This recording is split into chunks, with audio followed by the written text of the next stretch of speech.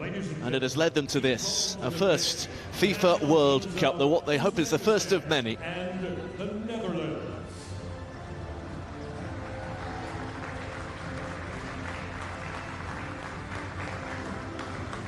A few fortunate souls inside, only really those who were supporting the side in terms of a technical or physio capacity. International photographers are here, as well as cameras. We'll be bringing you the first game between Netherlands and Uzbekistan.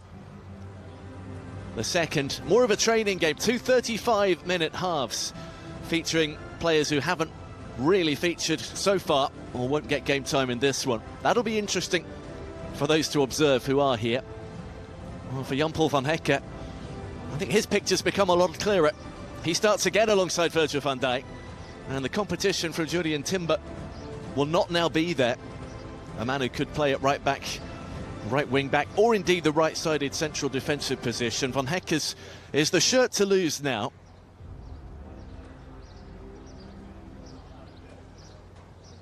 Uzbekistan have their injury issues too. Khusnudin Alikulov is out injured. Jaloluddin Masharipov not wrist here after a knee injury. Khaniev not wrist either. Before the contest, the national anthems then, and we'll start with the nominal visitors, Uzbekistan. And the Netherlands.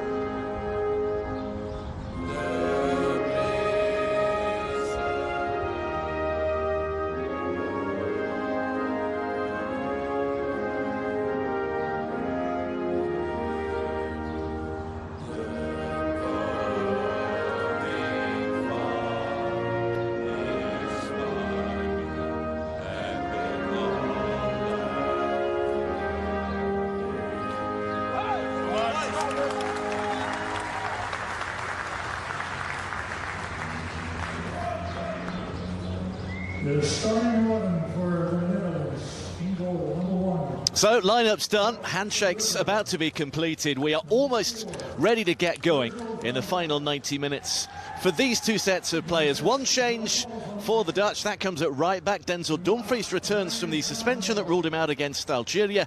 Mats Wiefert, the man to drop out. Given this is the final chance for Ronald Koeman to road test the ideal 11 to take on Japan, it's interesting, Crescencio Somerville is included after a decent debut 5 days ago. Donyell Malen preferred up top, despite missing a host of chances last time out. Cody Gakpo wins a 50th cap. Koeman said he'd be making as few changes as possible. Those needing game time can play in the second game. So Malen will run out again. Potentially Memphis then will start the 2 35-minute halves rather than being involved here. We'll wait and see. Brian Brobby also available on the bench. He's had a regular season with Sunderland. Memphis only just coming back from injury. Alicia Pennington leads the team of officials tonight. We do have VAR. Jose Carlos Rivera. Uzbekistan lost 2-0 to Canada on their last outing. Fabio Cannavaro has made 4 changes from that game. Utkir Yusupov returns in goal. Jongir Urusov wins just a 4th cap in the centre of defence. Akmal Mazgavoy comes into the defensive midfield role to partner playmaker Otabek Shukurov, and Abosiek Faisalayev replaces the injured Aziz Kaniev. The experienced Odion Kamrobekov, Abdullah Abdullayev and keeper Abduvokid Nematov are the others to drop out. And before the game, we will have a moment's silence and reflection for the Dutch ex-team manager Hans Jorritsma, who died on Friday, sadly aged 77. He was with them for 4 World Cups and 4 European Championships between 1996 and 2017. Ladies and gentlemen, last Thursday, Hans Jorritsma passed away at the age of 77. Hans Jorritsma was the team manager of the Dutch national team for 21 years, from 1996 to 2017. He was known as brave, critical, and modest. He was attentive to every detail and preferred to carry out his work away from the spotlight. We will commemorate him with a moment of silence, which I would like to ask you to all stand, if possible.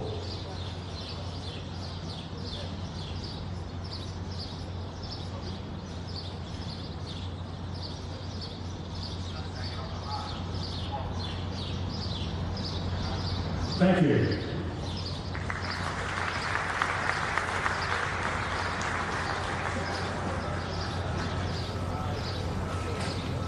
They also recognised Hans Jorritsma before their training yesterday as a mark of respect. The Dutch, and they'll wear black armbands too. Virgil van Dijk, the captain, once again, already past Frank de Boer's tally of appearances as the Dutch skipper. And he's fast motoring towards a century of appearances.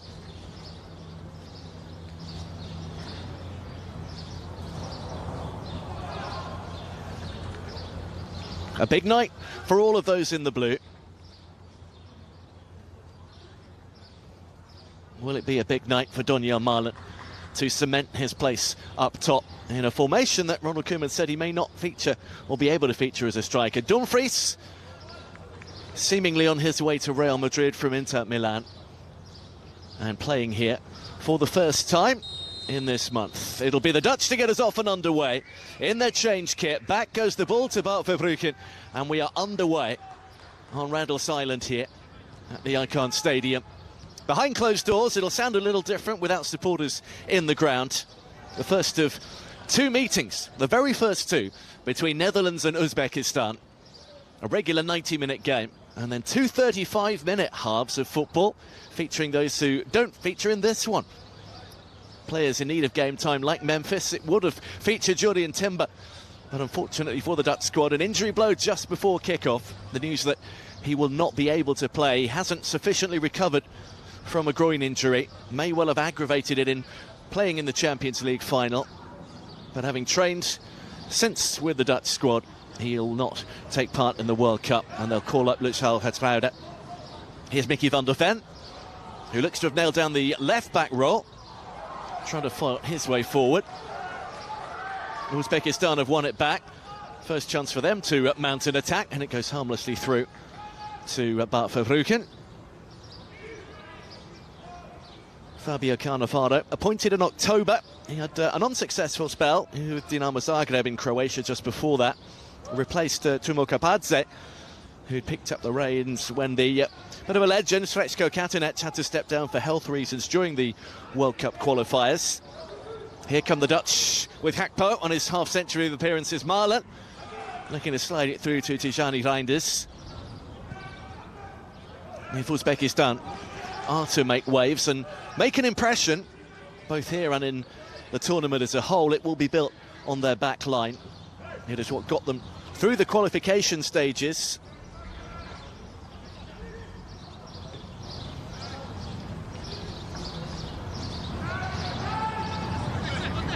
Forward comes Van Hecke.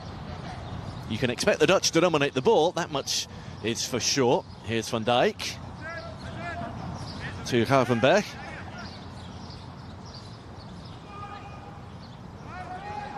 Van Hecke, Reinders makes the dart through the middle, not found. Instead they play it a little shorter to Van der Ven. Here's Gakpo. Hassled and harried. It is a two-man defensive midfield axis for Uzbekistan, with Maskovoy and Shukurov in there, wearing 6 and 7. Here's Gravenberch wearing 8. To Dumfries, who loses out. And let's see how quick they can be on the break. They do have pace with Faisulayev and Yorunov, the two attacking midfielders who could cut in or could be the wingers. Crescencio Somerville is certainly quick. It's a vote of confidence for Ronald Koeman that, having gave him his debut last time out, he's decided to include the West Ham winger once again from the start. He called him dangerous, but also a bit sloppy at times. A fine debut, but he can get better. Damning with faint praise, perhaps, but also trying not to get him too built up. The fact he's picked him again is good news, but they've got defending to do here, and they do so pretty well. There's a snapshot that goes wide. They want a corner. It's just going to be a goal kick. Shukurov it was who fired it in from an advanced midfield position. Initial header away by Van der Ven. Caught it nicely on the volley. Motabek Shukurov, who wins cap number 89 tonight, just behind his captain, Eldor Shomurodov. Press led here by Yorunov. 15 of the squad do play in Uzbekistan, 5 of them in Iran and 3 from the United Arab Emirates. Here is Van der Ven.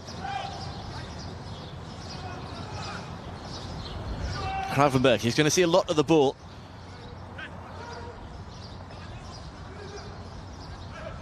So too Frenkie de Jong, who is the man to drop between the centre-halves and help the build-up play. Van der Ven with a ball that curls away from Donyell Malen. Well, that's going to be his job, getting down that left-hand side, putting good balls in. Nathan Ake, when he came on, played at centre-half rather than on the left. They've got the option to go with a 3, to go with wing-backs. They can mix it up.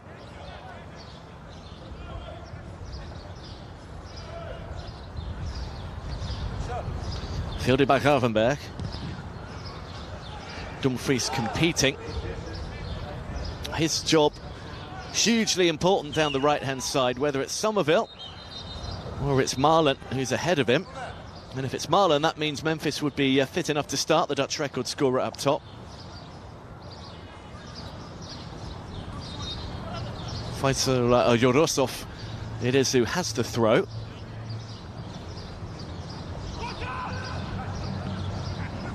Back by Van Hecke. Verbrugge, already established as the number 1. Good competition from Mark Flecken, and Robin Roofs, who made his debut at half-time against Algeria. Gravenberch turns away from Shukurov. Frenkie de Jong faced by 2. Gravenberch doesn't slide it through.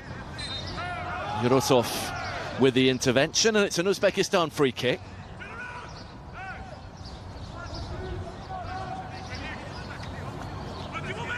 Yorunov is one of those who plays in Iran with Persepolis.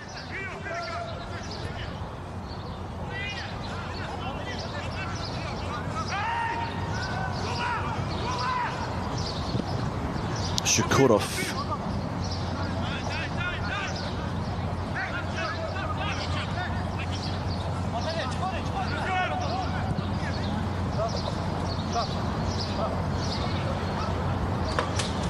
Van Dijk. Their group begins against Japan. That's only 6 days' time at Dallas Cowboys Stadium in Arlington. Then it'll be Sweden, followed by Tunisia and Kansas City. work to do for Nasrullayev down that left-hand side.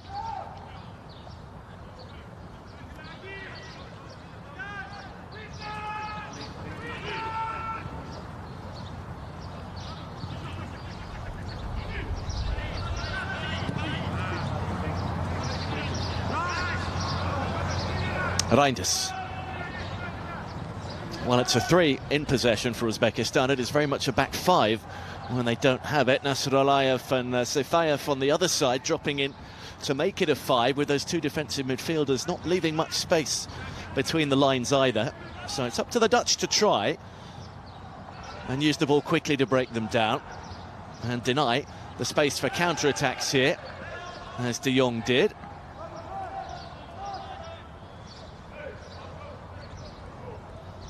Down went Faisalayev. He wins the ball cleanly, Frankie de Jong. Showing his studs though. Abhishek Faisalayev of Istanbul Başakşehir now on his feet again. Came on early for the injured Aziz Ghaniyev, who isn't being risked here against Canada. It's only a 5th appearance this in the last year for Faisalayev, but he's a very useful creative player. Here come the Dutch though with Somerville. Real pace from Somerville, and out comes Yusupov to do really, really well. Shahzad Nasrullayev can't keep it in on the other side. A pace of Crescencio Somerville again to the fore as Marlon just prodded it into his path. And in the end, a heavy touch was what cost the winger the chance to get a shot away.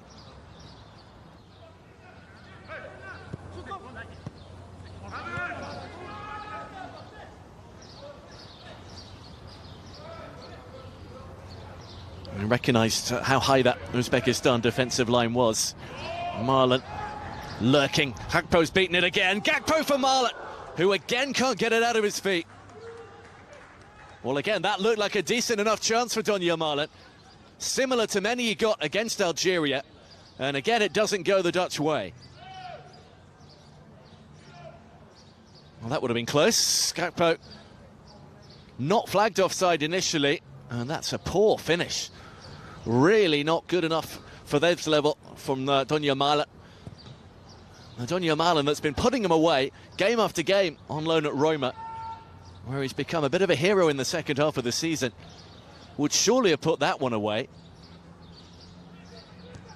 That was a very similar miss to the chances he got against Algeria.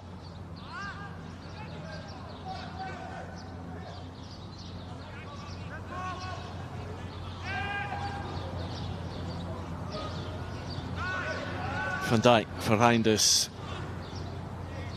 looks to have his name on the team sheet in that attacking midfield berth. Somerville up for Marlon, who is a very mobile striker and races into the box now. Eventually has the ball taken away from him by Husanov, the Manchester City man, the most high-profile player in Uzbekistan's squad. One back by Van der Ven. Gakpo asking Van der Ven to go again.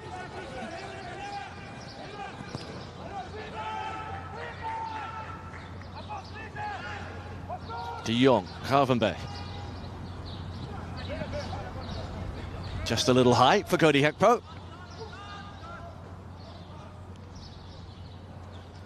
Opposite side to Husanov, who he came up against in the Premier League, the Liverpool winger, against Manchester City. This is the chance he created a moment ago. Husanov nowhere to be seen on that occasion. It was Urosov who had to try and get closest to Marlon and couldn't.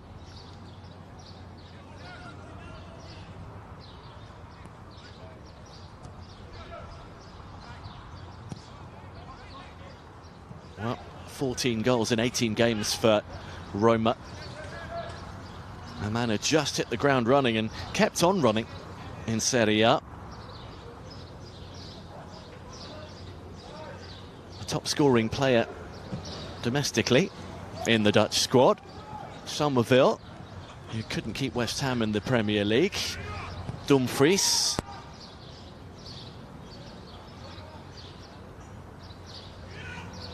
Van Hekke.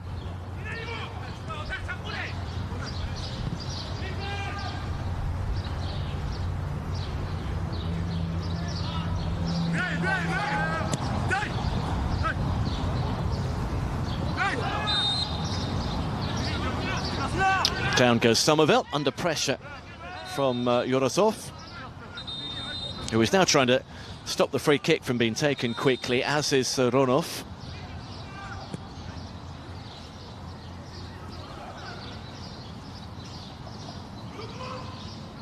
Kakpo. Cody Kakpo looking to cut on his right. Lovely little dink ball for Dumfries, and there's Reinders, who pops it over the top. Didn't quite adjust in time. Again, the Dutch open things up. This time it's a clever ball from Kakpo to pick out their overlapping defender. Was he onside? I think he did his best to just stay onside. He was. So that would have counted. It's just behind Tijani Reinders. He couldn't quite adjust his position in time. Clever ball from Kakpo. And then it doesn't stay down.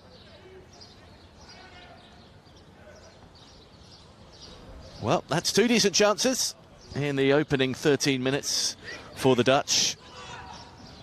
Fabio Cannavaro did say it would be a big step up. Certainly played down expectations. A tough level, much more intense than the domestic leagues that these players play in, with the exception of Husanov.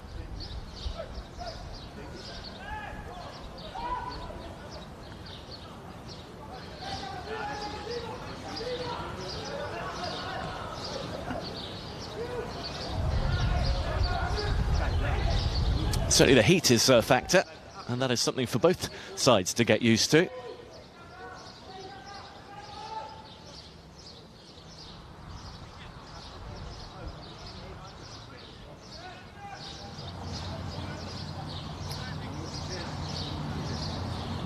Van Dijk, not often you can hear the chirping of birds over any crowd noise, but that is the case here without supporters inside this compact stadium.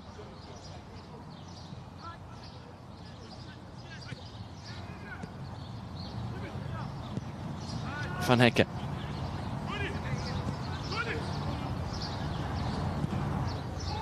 This time they've gone long. Kakpo cutting in. Clearance completed from central midfield. Yorunov will not be able to get there, despite chasing it down.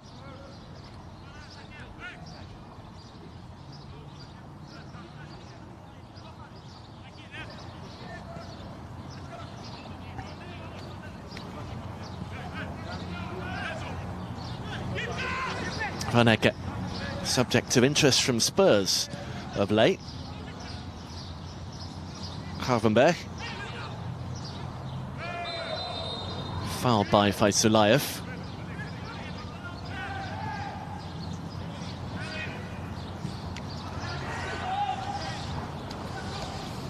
They've taken it quickly, and Kakpo is very quick. That's plenty on the cross, though, and Somerville will have to try and retrieve. He does. The Dutch share of possession at the moment, 83%. Still only a couple of efforts on goal, both of them wide. One from Marlon, or both of them off target at least. One from Marlon, one from Reinders. One shot from Uzbekistan too.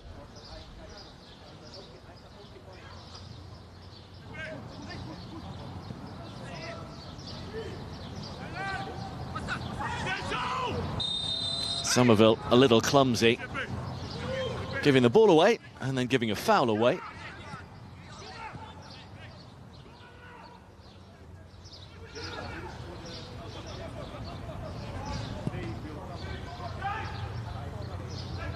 Cushion by Van der Ven. Here's De Jong with a little bit more space ahead of him, chased by Sefaev. Dumfries backs himself for pace, but the position is with Nasrullayev.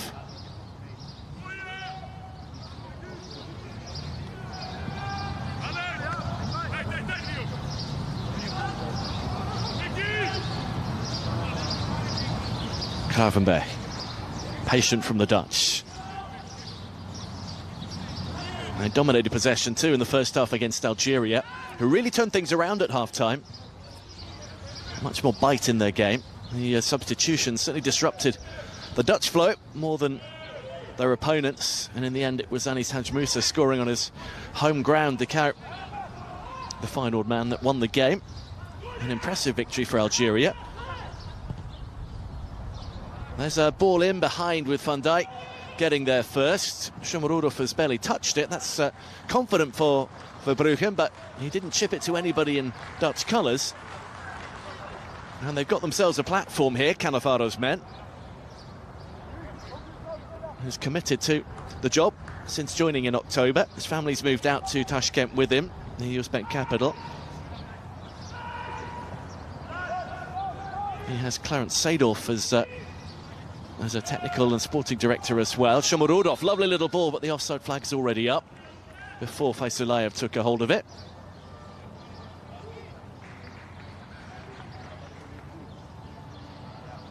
It's the captain who's just beyond the last defender. That is the sum total of the crowd. There are a few who have found their way in, invited guests anyway. Used for a lot of college athletics. USA Track and Field used this place as well for national and international competition and trials, but some have been lucky enough to find a way in. Reinders for Dumfries. This is Tijani Reinders again, up against his Manchester City teammate, Husanov. De Jong. Chipped in by Frenkie de Jong. Not cleared entirely. Here's Shomurodov. Knew where Uranov was, but he's going to have to do lots of this himself.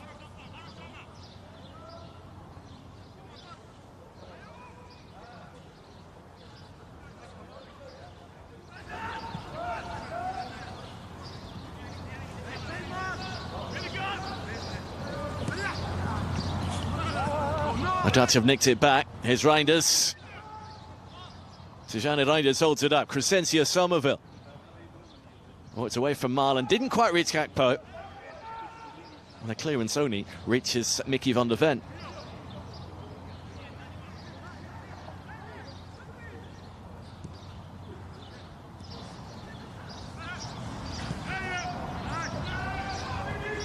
Gravenberch for De Jong.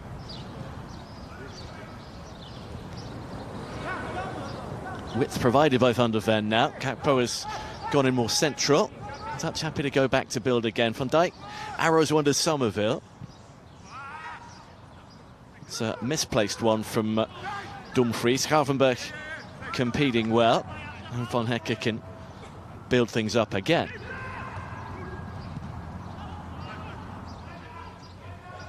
Gakpo running off the ball is Reinders.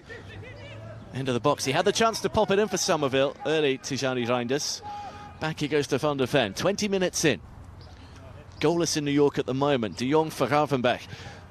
Opening up, but fading away. First shot in anger from the Liverpool midfielder. And it was always fading away. There's a lot of police here. And it's behind closed doors because of so much else going on around the World Cup and in New York in general.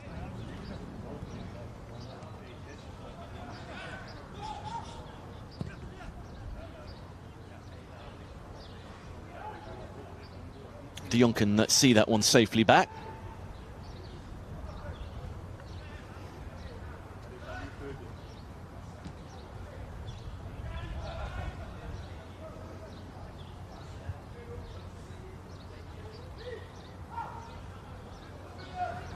Virgil van Dijk has a quick look up.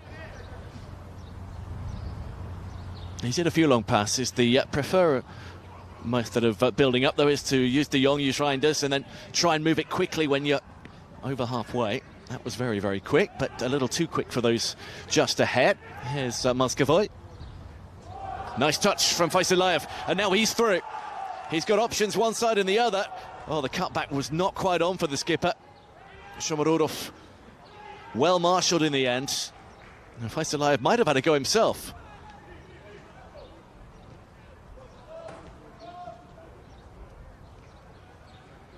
They were caught out by Algerian counter-attacks in the second half. The Dutch, having controlled the play, they're continuing to control the play here. But we're almost a quarter of the way through the game, and they've not yet found a way through.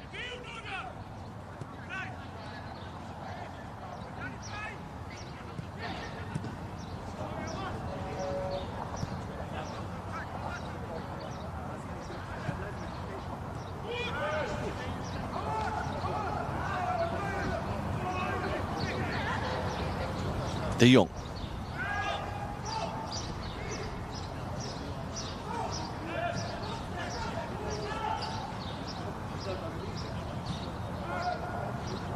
Here's Frankie de Jong again. That pivot in the Dutch midfield, through which much of the traffic goes. Title winner again with Barcelona.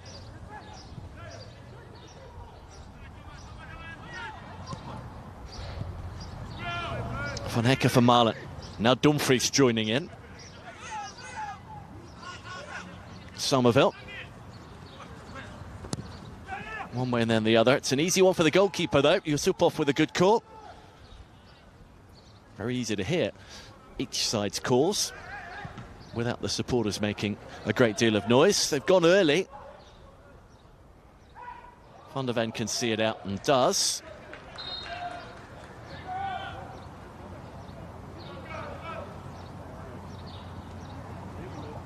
And that may be time for the drinks break, given the temperatures here.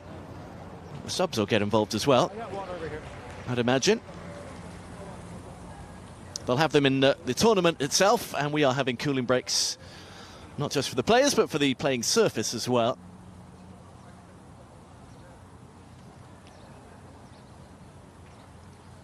So a chance to assess how that opening 23 minutes or so has gone. The clock will still run. The time will be added on at the end of the game.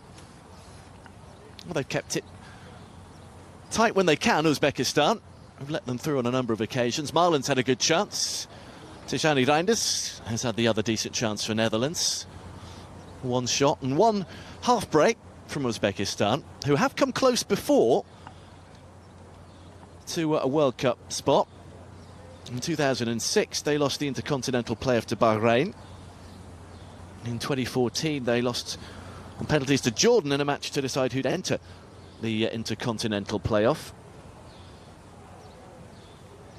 But after decent government investment in training facilities, in their coaching, in stadiums, there's a new training centre. They'll have a new stadium opening next year as well. Grassroots pitches coming through. They are hoping it's the start of regular participation on the world stage after success, particularly with the under-20s and the under-23s in the Asian Cup. This was Somerville's initial break. That heavy touch just gave enough of the ball to Utgir Yusupov. Then we saw a chance for Donyell Malen, one that you expect him to put away once again, but he fluffed it wide with his right foot. And then a well-timed run here from Denzel Dumfries. But that ball, that cut back just behind Tijani Reinders.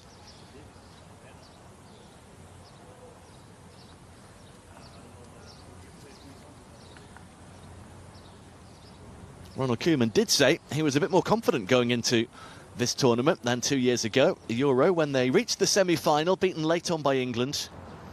Fabio Cannavaro has crossed swords with the Dutch before as a player. He was in the Italy side that beat them on penalties in the Euro 2000 semi-final. He's never lost to them as a player. 2 victories and a draw.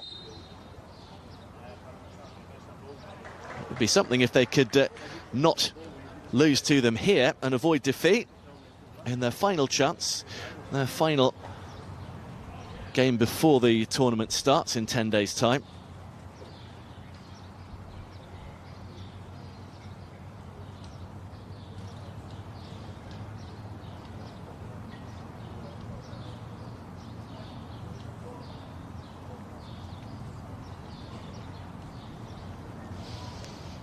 However you can cool down, it is certainly a good idea in these kind of temperatures.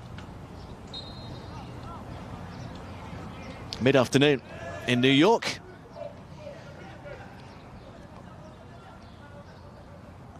just about the hottest part of the day so far.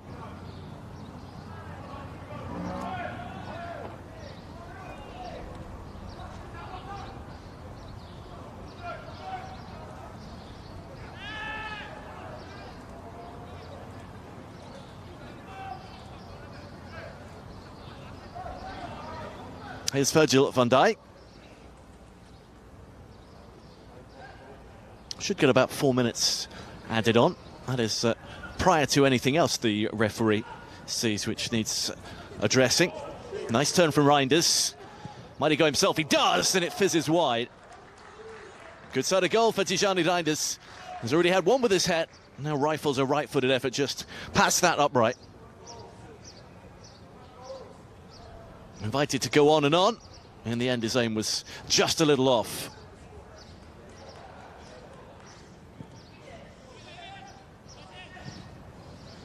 Competition from Justin Kluivert, who got back fit in time for the Dutch squad announcement.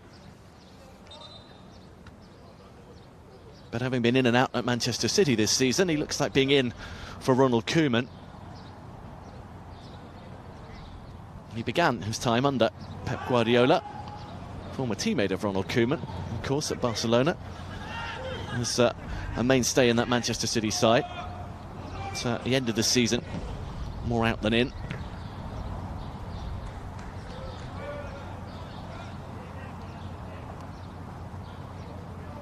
Not much chance as yet for Eldor Shomurodov.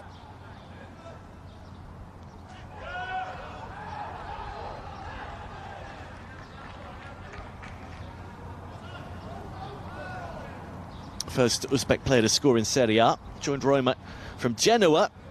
Has also played at Spezia and Cagliari. And then went to Turkey.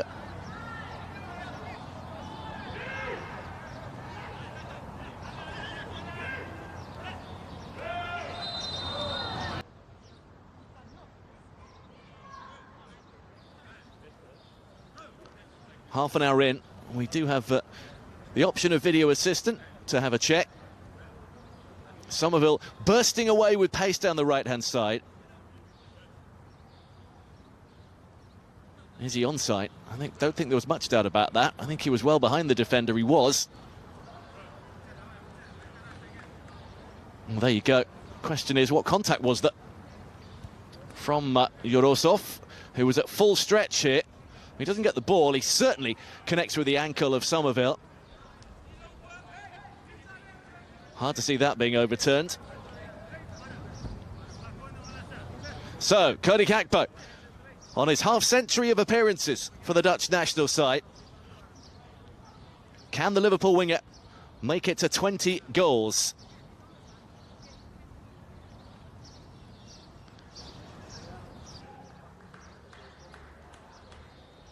Dumfries released him, and the pace of Somerville took him through. It's a dangerous challenge, because if he hadn't just flicked up his back foot there, that could have been a really painful one on the ankle. Almost for Udkir Yusupov, who might feel he should have kept it out. In the end, beaten by the pace.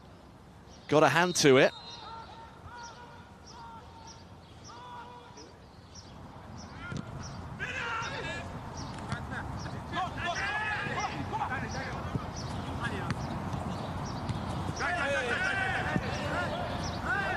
Nasrallah with the interception, juggled away out of play by Yorunov.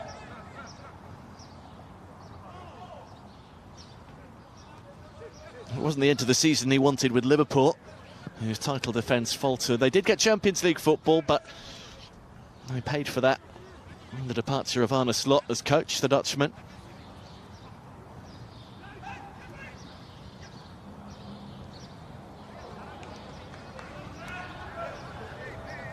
Seyfaev. That was the return ball to try and find Faruk Seyfaev. They've got space here. Here he is, looking for a left-footed shot. Prodded forward by Moscovoy. Fights Alayev, gives and goes, and now has a crossing opportunity here into the near post. There's nobody there in blue. He had to do a little better to pick somebody out, not just Bart Verbruggen.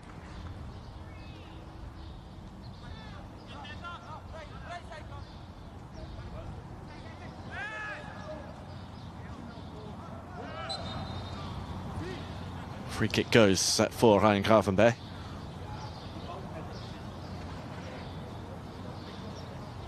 His lunge, his mistimed tackle.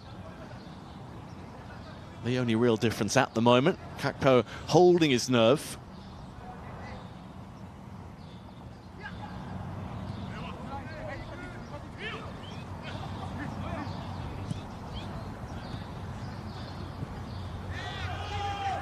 This will be advantage. And no advantage accruing. Dutch free kick.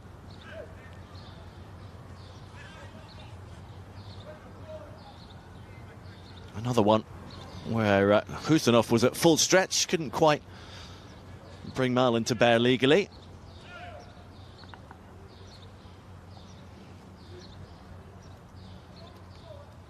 The first Uzbek in both Liga and now the Premier League, having spent the last 18 months with Manchester City, winning the FA Cup and the League Cup.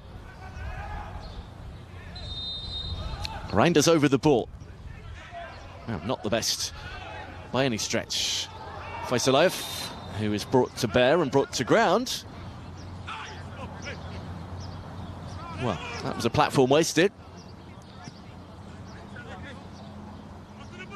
And a little hanging leg there from Tijani Reinders.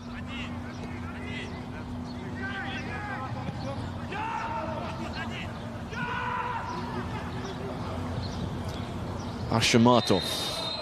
Now he has been fouled by Kakpo. Rustam Ashamatov, who is on cap number 51, now reached his half-century against Canada.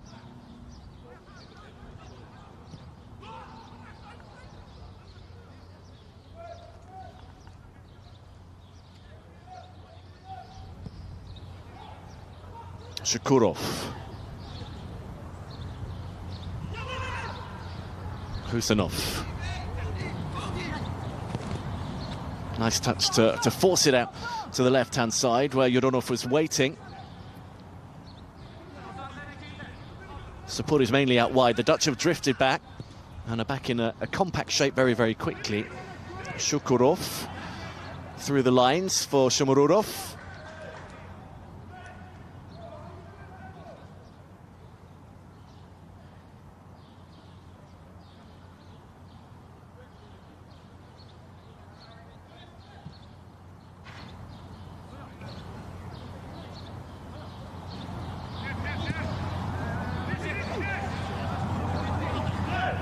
Van Dijk for Van de Ven.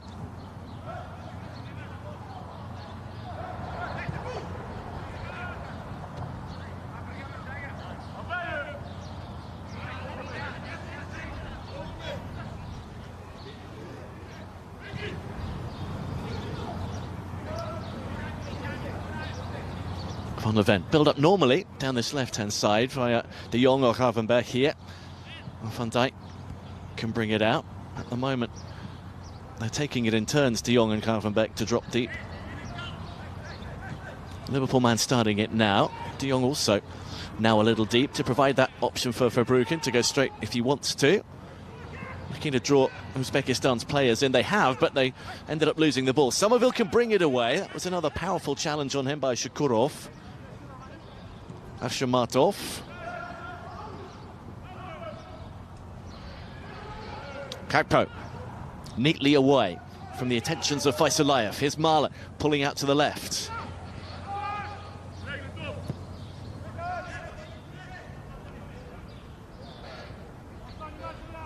Ryan Gravenberch.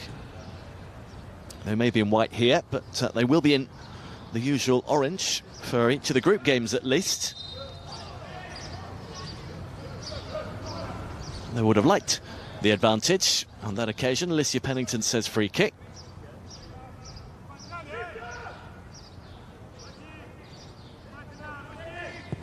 Kakpo with a little ball over the top for Reinders. 7+ stoppage time to go. Just a penalty separating Netherlands and Uzbekistan. Scored by that man, Cody Gakpo.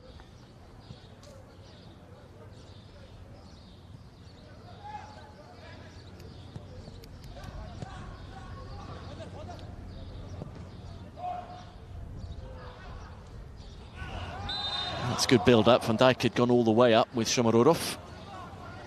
Makes a foul on the striker, who must be wearing very small shin pads. His socks are right down close to his ankles.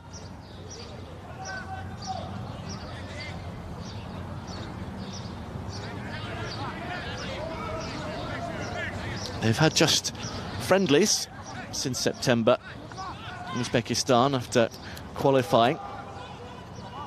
They won 8 of the last 9. The only defeat coming to Uruguay in October. 2 of those previous 9 were on penalties. They won a friendly tournament, the Al Ain Cup, in November, beating Egypt, and then Iran on penalties. They won a FIFA series event in March, beating Gabon, and then Venezuela on penalties. That was not offside.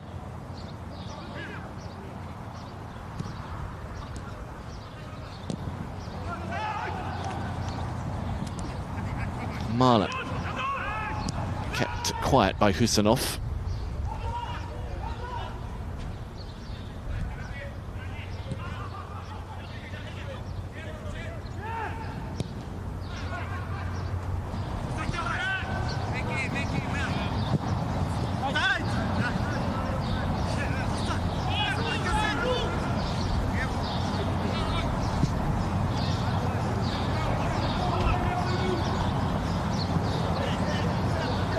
Fun event.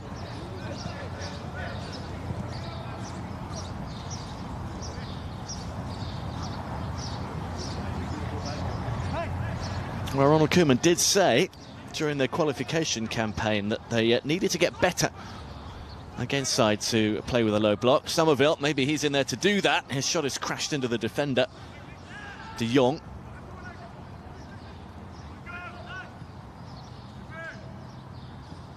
Need to switch the ball a little bit more quickly than they are doing. That was his main criticism when they played Poland and didn't really get through enough, and Lithuania, where they had a 2-0 lead and then lost that before winning 3-2. That was a rough one from Bonhecker. Don't see many yellow cards in friendly matches, certainly not of this kind of status. That might have been in a competitive game.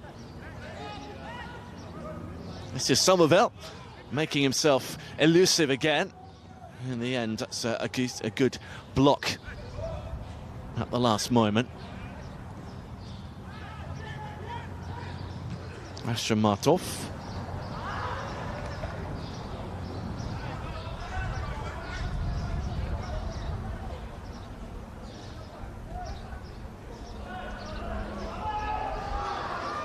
I've given that away rather cheaply. Here goes Yorunov, and crashed in, attempted at least, by Faisalayev. There have been a few little moments where they've switched off in concentration and it's almost gone against them. That's strong from Dumfries, who has a good look up and looks to find Gakpo. Bowled out quickly by Yusupov.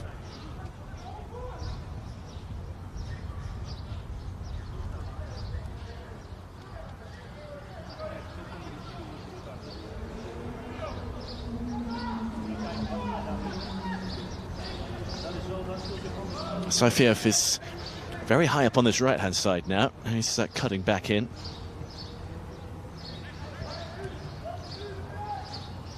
They are relying their wing-backs high when they do have the ball. In fact, at the moment, Nasrallah is further forward than the man on the left of midfield. They'll have to readjust now, though. They've won it back thanks to Shakurov.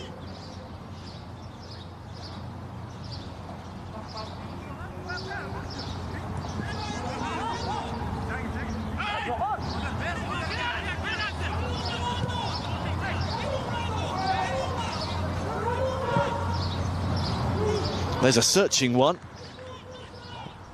And he's onside here, Shomurodov. Oh, lovely little ball, looking for Muscovite.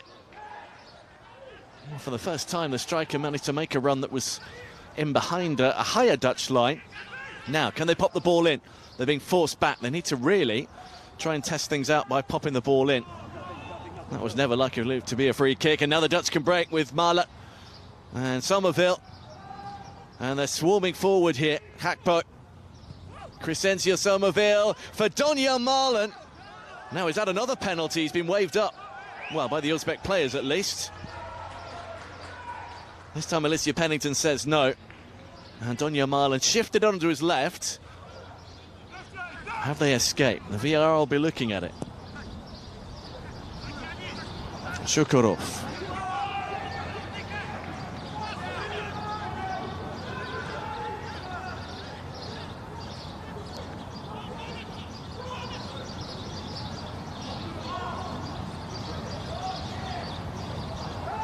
It's a good bit of intervention from Gravenberg. 1 minute of normal time to go, and then we'll see how much is going to be added on for that cooling break. Not really had much in the way of stoppages apart from that. Lovely little layoff for Mascavoy. His midfield partner Shukurov can bring it forward.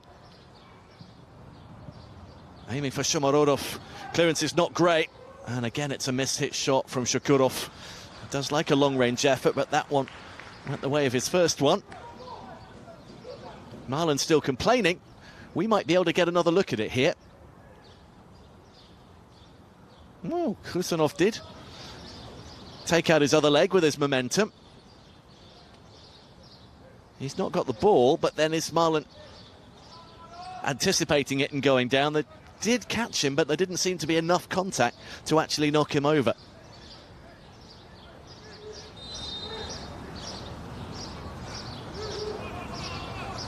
Uzbekistan corner, their first of the half as we enter stoppage time. 3 minutes there will be.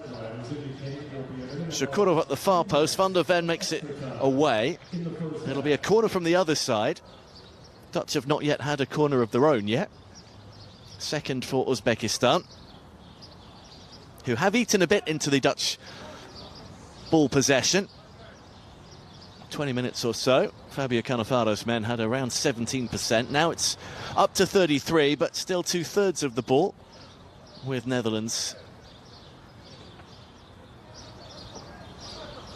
He's certainly got them organised defensively, and there are a few better to be able to do that than Fabio Cannavaro.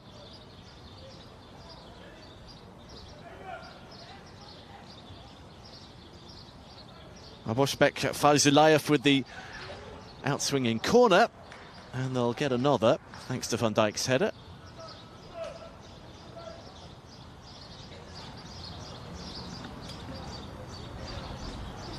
Was it Kakpo? I think it was.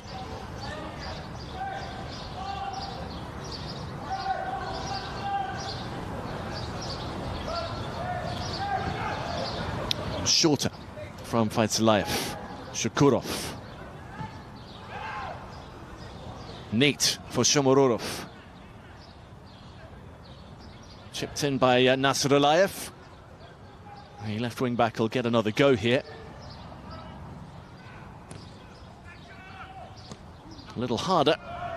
And two Dutchmen blocking the way.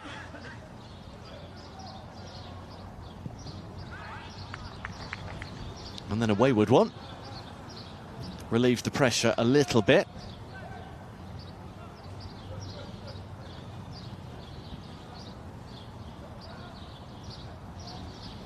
Oh, Colombia, who they begin against, are 13th in the world. Portugal are 5th, just ahead of the Dutch.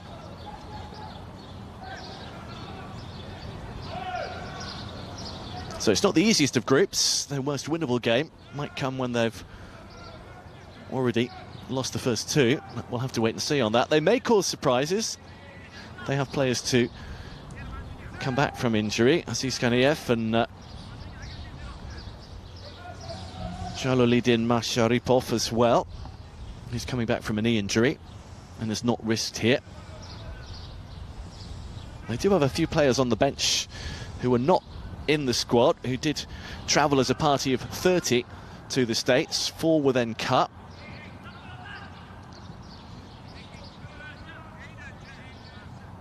Von Hecke, last chance for the Dutch to throw it forward, potentially. Instead, it looks like they'll go back.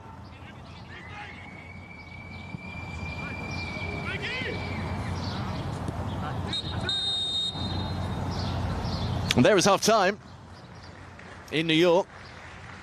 Well, the Dutch have had chances. Donjan Malen missed a decent one first up before Cody Gakpo slotted a penalty just past the half hour.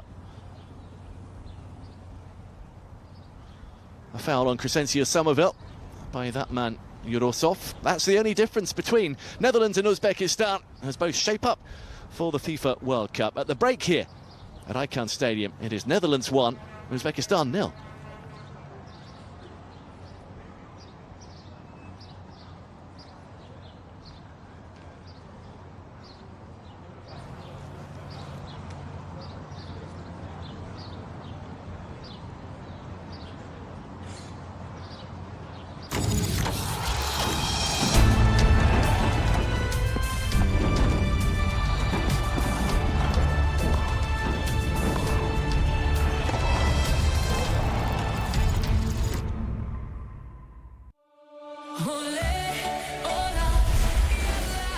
The big moment starts now.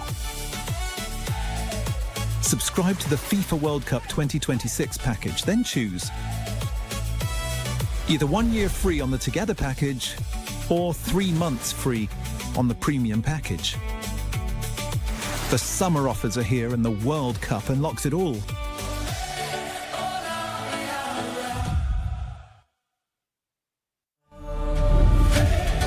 Côte d'Ivoire.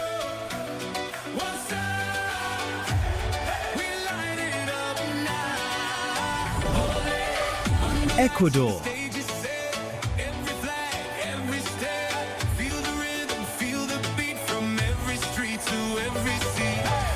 FIFA World Cup 2026.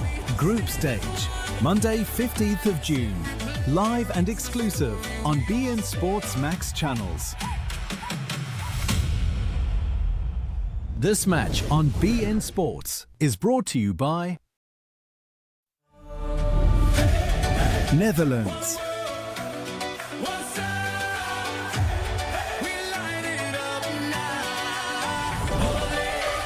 Japan.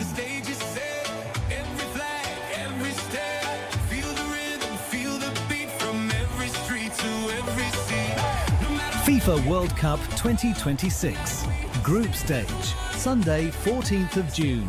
Live and exclusive on beIN Sports Max channels. This match on beIN Sports is brought to you by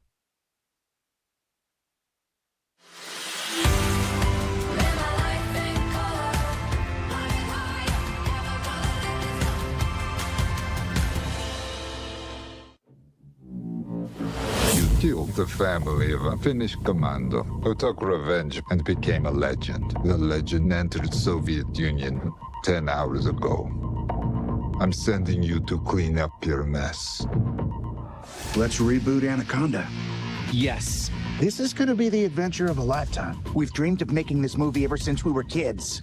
We're gonna shoot it indie style. Run and gun. We no longer have a snake for our snake movie. I've made only one mistake in my life, but I've made it over and over.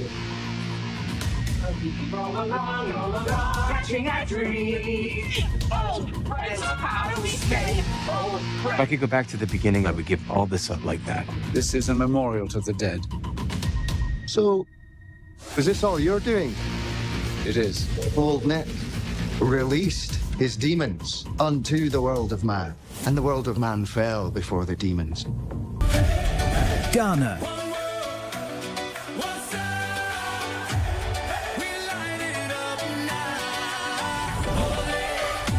Panama.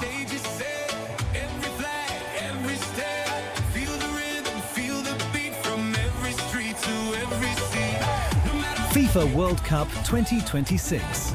Group stage. Thursday, 18 of June. Live and exclusive on beIN Sports Max channels.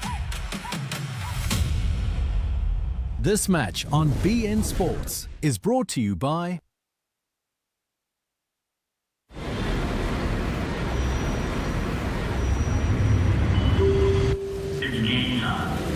Nos espera un verano de never thought I'd be this excited hosted by 3 countries. Ça va être magnifique. The greatest show on earth. Mayor espectáculo del planeta. You guys, but I am pumped. The sound of World Cup soccer is coming to North America. Are you in?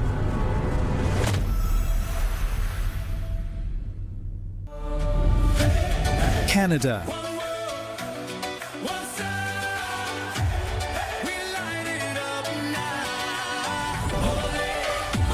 Bosnia-Herzegovina.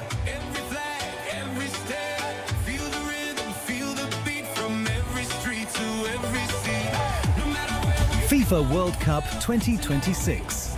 Group stage. Friday, 12th of June.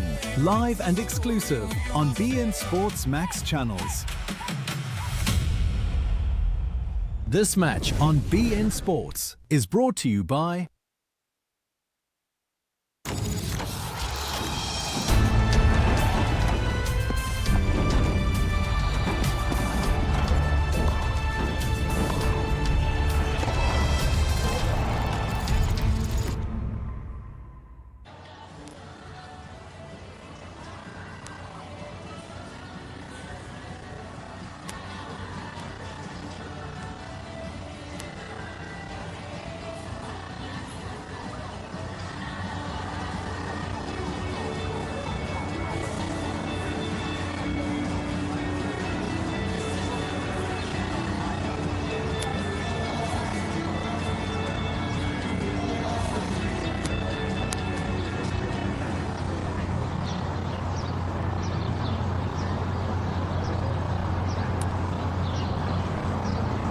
from here in the stadium.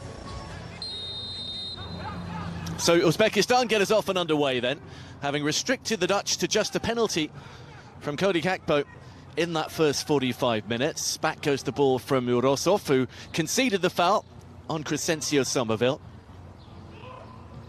Both sides, as they were at kick-off, neither coach deciding to make a change. Here's Denzel Dumfries, who was the one Dutch change, suspended against Algeria after a red card early against Ecuador in March.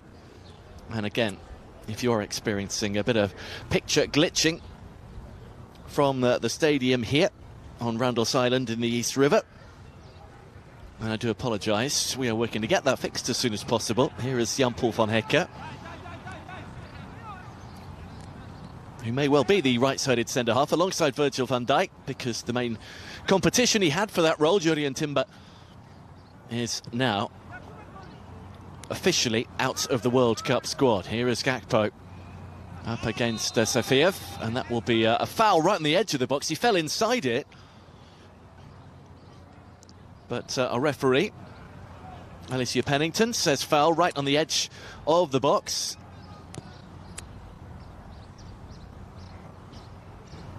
How much was the hit? I don't think it was actually Safiev who committed the foul. It may well have been Faisalayev, whose trailing leg caught the Liverpool winger.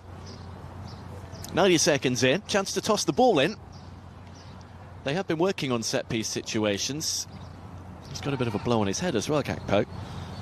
They worked on them in March quite extensively. That was the main focus for Ronald Koeman, but he kept them behind closed doors. He didn't want to show his hand too early. That goes in low, looking for Gakpo.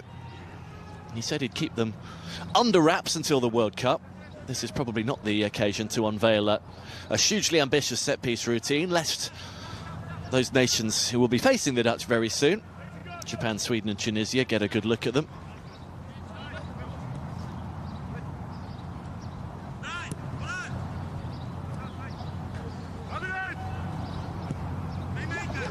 Ryan Gravenberch.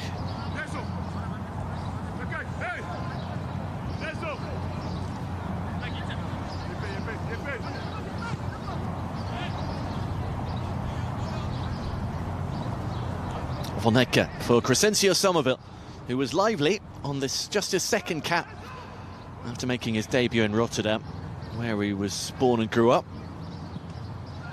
De Jong for Van der Ven. Gakpo for Reinders. Van der Ven has space, so he cut it back almost for Gakpo, who was just waiting to pull the trigger.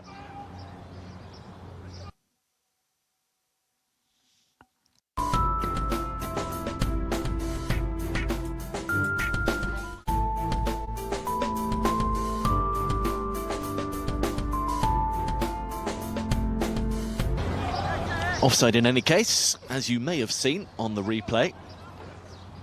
Apologies also if you didn't see anything for a few moments there.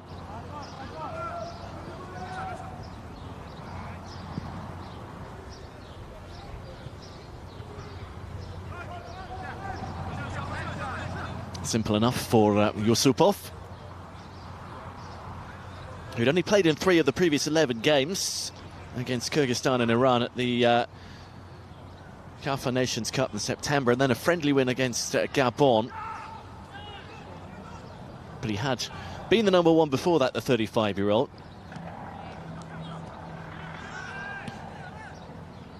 No foul in the centre of the pitch. That'll trundle harmlessly out of play.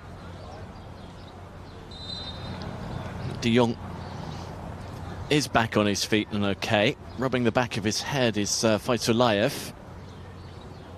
Because of that, I think, because he was trying to clamber up and the De Jong went over the top of him rather clumsily. He stooped to try and head the ball, and then Bosch got the knee in the back of the head from the Barcelona midfielder. No wonder.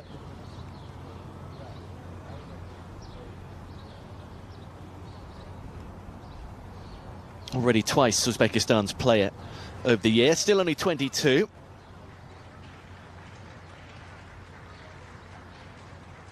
Just had his first season in Turkey after 2 years at CSKA Moscow.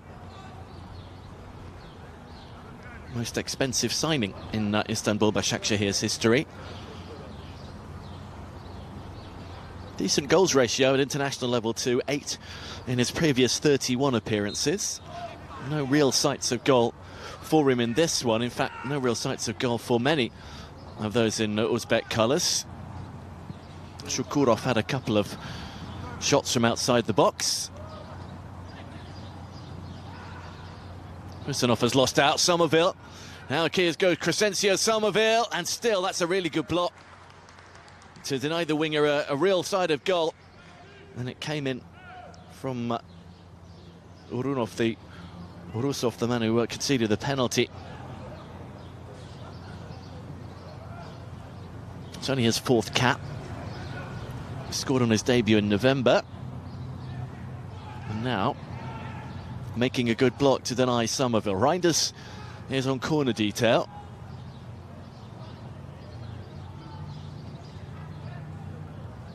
That was a brilliant header just wide. Van Dijk arriving late in the box.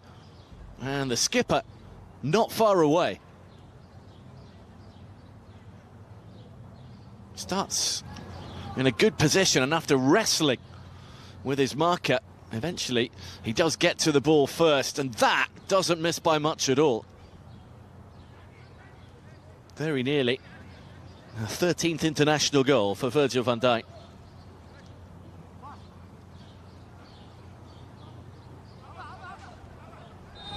Free kick, Uzbekistan. He's been busy. That's Faisulayev. Be hoping this puts him in the frame, depending on whether Khaniev is, well, whether he would have been the starter or whether his injury is just going to keep him out a little longer. They've got 10 days till that opening World Cup game, the first in their history.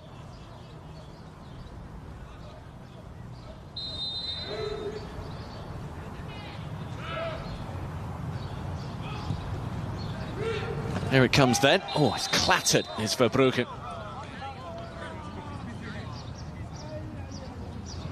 Husanov going for the ball and getting a bit of a talking to. That is not what you need as a goalkeeper. A bruising one in the midriff, hopefully not in his ribs. It looks like his hip actually is the issue.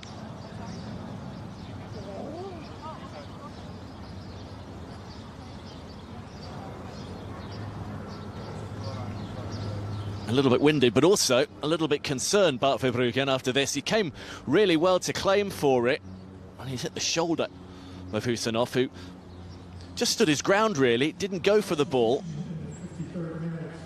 But it's either his elbow or his shoulder. Ladies and gentlemen, your attention, please. Entering the game for Uzbekistan. Number 17, Kostondak Amdamov. For number 11, Well, as you heard, while this is happening in front of the cameras, Dostonbek Khamdanov has replaced Doston Orunov, who has been up and down the left-hand side as the left wing, sort of inverted left winger, an attacking midfielder. He's not had too much of the ball, but he's now been replaced by a man who plays at one of Uzbekistan's biggest and more traditional clubs, Pakstakor. Back in the squad since November, a 37th cap for Dostonbek Khamdanov.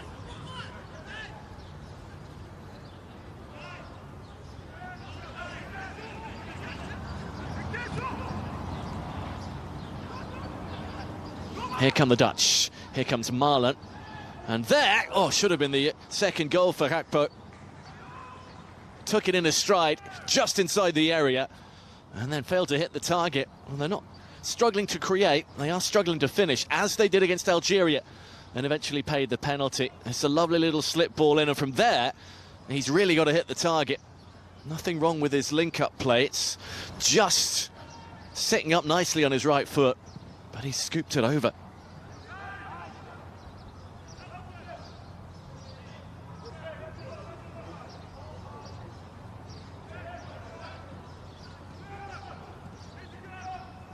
Here is Havenberg.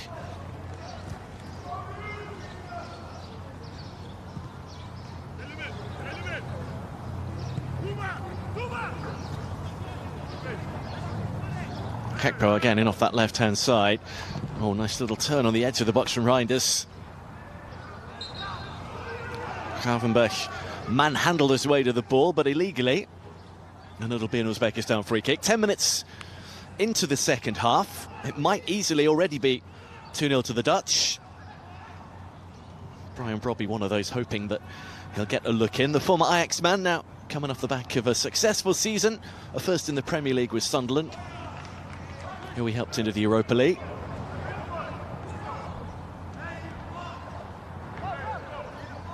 Verbruggen looks okay. 2 goalkeepers on the bench if he needs them, Ronald Koeman.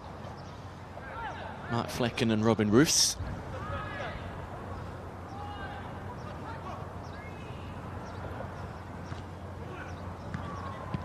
Headers by Van Dijk.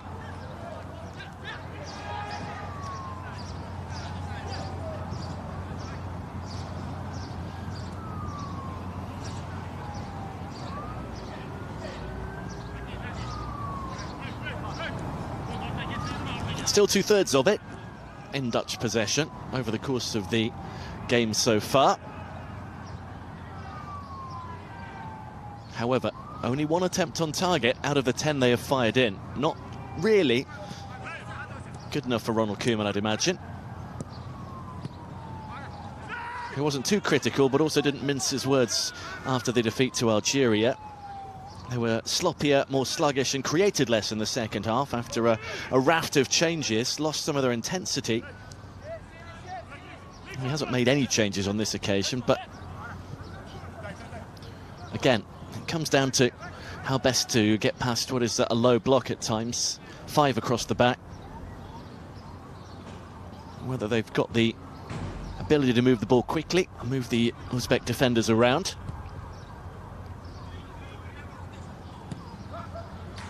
Not always at the moment would be the verdict so far as we approach the hour. 10 minutes or so, and we'll get a cooling break midway through this second period.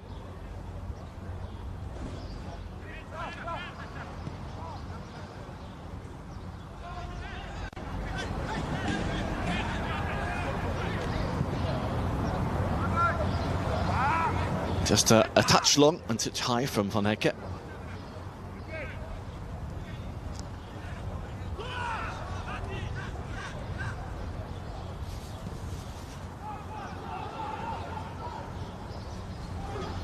Nasrullayev's header.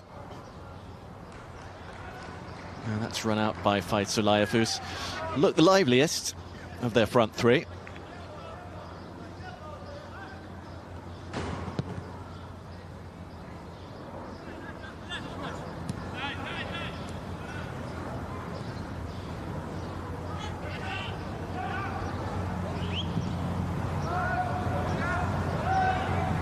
Too long from Virgil van Dijk.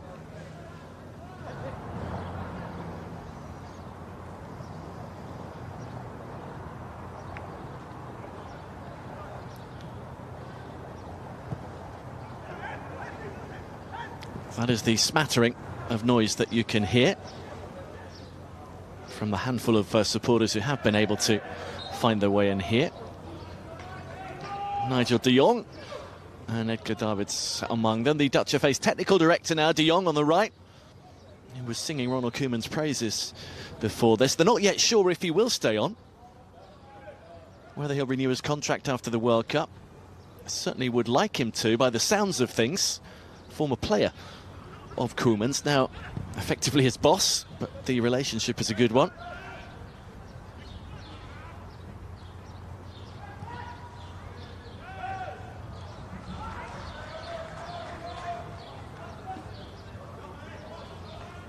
Not quite joined up as yet. The Dutch, they've had their moments in qualifying. As did his side, who were resolute, hard to beat, and will try and make themselves so over the course of the next 3 games. Well, they absolutely thumped Malta, and they were comfortable winners in games with one of the games with Lithuania. They also lost, they also won 3-2, having been 2-0 up. There's a lovely ball in from the left-hand side from Nasrullayev. There was a general feeling in the qualifying campaign that consistency wasn't always there. The handbrake was maybe on a little too often against lower-ranked opposition, and turning dominance in games into goals and a tangible result was a little trickier than it should have been, which you could say has also been the case against Algeria and here. Shomurodov close to getting that one.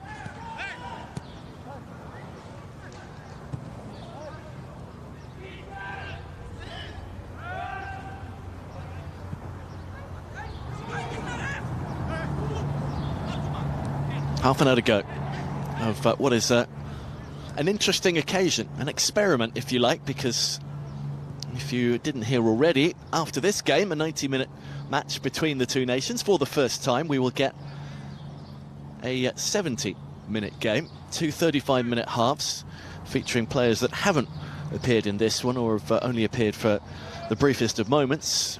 Those like Memphis Depay, who need a little bit of extra game time in order to try and get back to fitness. Those fringe players who still didn't feature against Algeria, nor did Noah Lang. You'd imagine those two might feature prominently in the second game between Netherlands and Uzbekistan. A game we won't be able to show. It is behind closed doors and without cameras. Here comes Kakpo. Oh, chipped in brilliantly, and that should have been 2 from Somerville. From out of nothing. Another great ball in, but another floral finish. A first international goal there for the taking for Crescencio Somerville. Kakpo doing what he does best. Wrong-footing defender. Sefayev on this occasion. Oh, it's sat up really nicely, and it's off the shin of Crescencio Somerville. Second cap. Potential first goal, but it was not to be.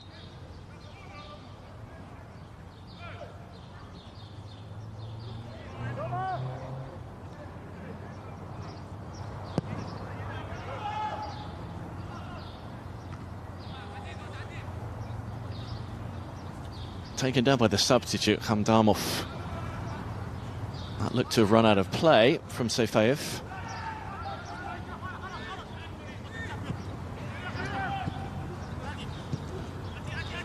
Muscavoy intercepting. Here he is again.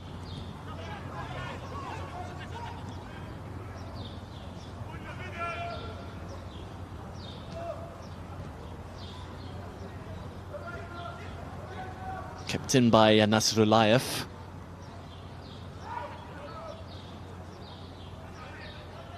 Brian Brobby looks like being the next man to be introduced, presumably for Marlon.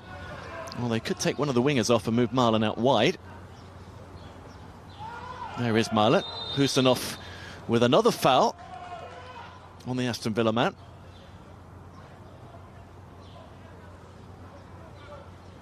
Free kick to Netherlands. Will they make the change before? Let's see. He didn't get anywhere near the ball, did he, Husanov?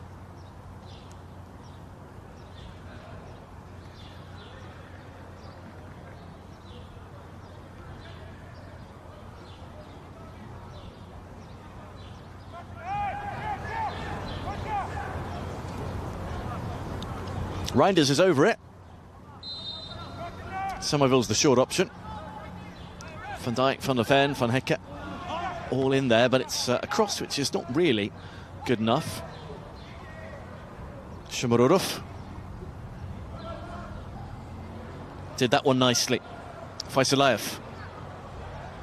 Shomurodov. Right ball at the right moment. Here's the substitute, Khamdamov. Gravenberch is in the way, and then Van Dijk is in the way.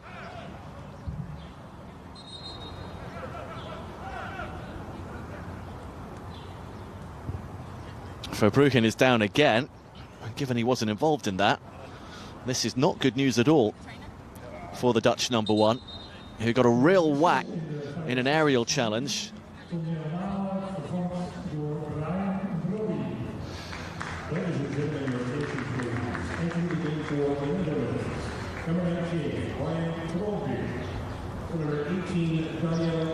Well, there you go. It is a straight swap up top. Marlon out, Brobbey in.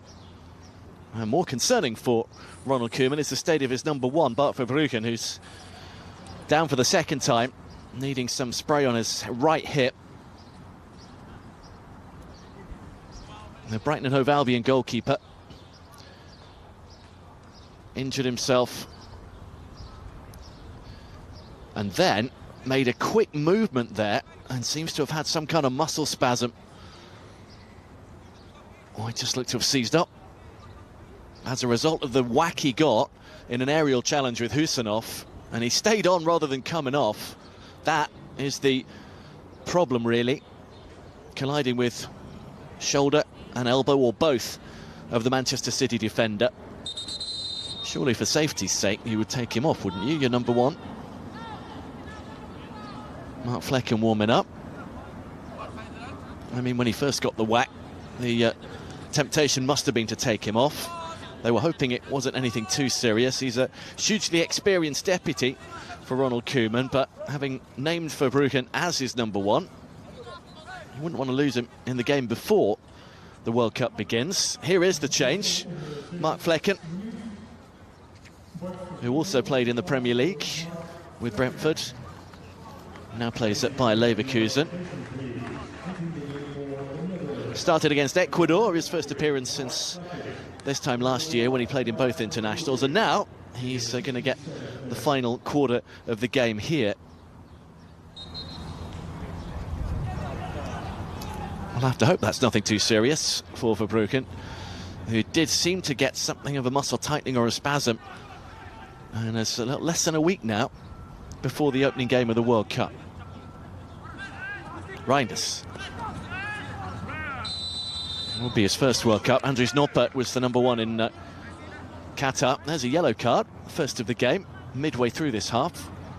I think it was Ashur Martov.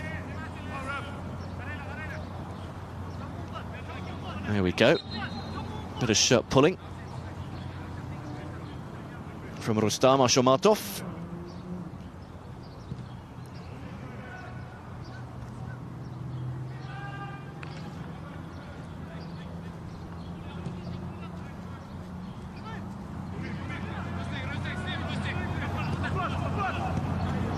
First touch for Brobbey, back to Frenkie de Jong. Somerville.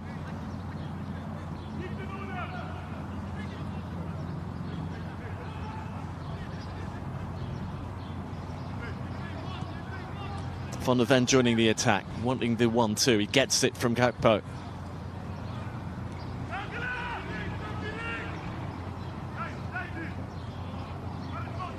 De Jong.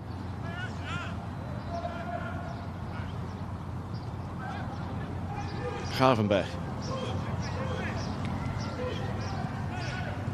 Space for Reinders. Through the middle looking for Brobbey. Deflection might fall his way. He has been able to turn and finish. Brilliant impact from Brian Brobbey. Putting the ball away, but the flag is up. And it's not going to count initially. It'll be checked by the VAR, but the deflection, not the initial ball, but the deflection has caught him offside. And the assistant is right in line, although he jogged back, took a step back and finished it really well. Raising the flag is the right call. Instinctive strike, though, from Brian Brobbey. And that signals the cooling break midway through this second period.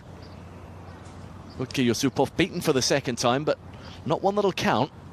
He nearly got the penalty as well, nearly kept that one out. Maybe should have done.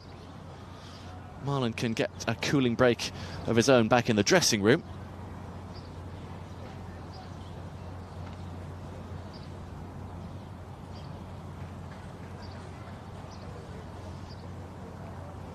So still just the one goal, scored just past the half hour by Cody Gakpo from the penalty spot. Ronald Koeman didn't want to make too many changes, but he's been forced into his goalkeeper change. Mark Flekken replacing Bart Verbruggen. He might have calculated on a striking change with Brian Brobbey given a bit of extra time up top. Fortunate to have a very experienced backup, Robin Roofs, who made his debut at half-time against Algeria, and like Brobbey plays for Sunderland in the Premier League. He's certainly a future number one, although his age is not actually that different to Verbruggen, who's 23. Well, he's the same age, slightly younger, but only in terms of months rather than years.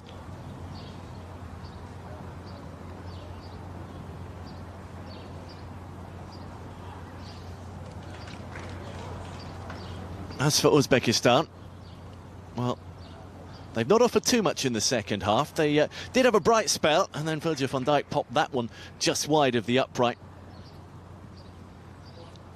It has been mostly Netherlands, Gakpo and Marlon interchanging nicely here. This one ended with Gakpo scooping it over the top.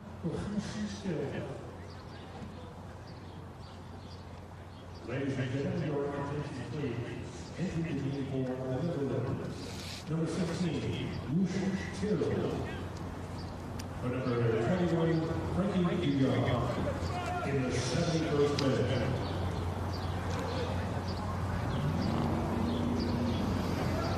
Well, there you go.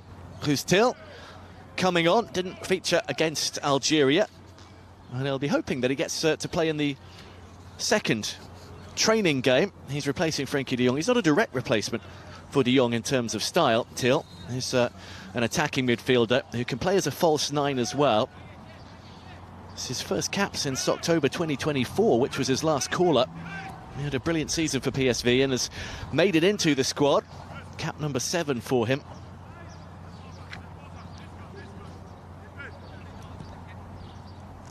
Let's see who goes into de Jong's position. Reinders has dropped back, I think. He's certainly more than capable of playing that deeper role alongside Gravenberch. Till way more of an attacking threat, and Reinders is a very good attacking midfielder to have, but he's adaptable too. And Till is an expert at making late runs into the box.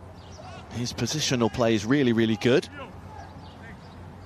He got into double figures for PSV, 17 goals and 7 assists.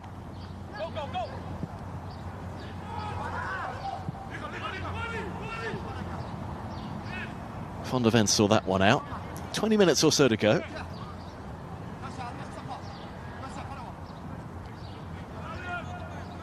Here's Robin Roofs with Frankie de Jong behind him.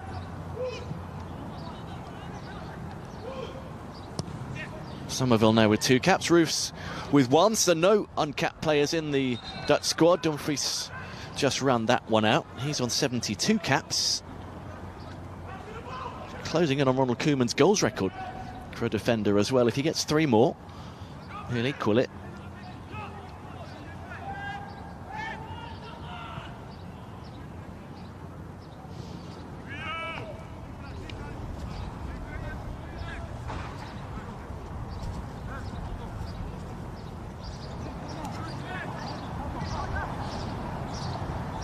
still applying the pressure. Shukurov.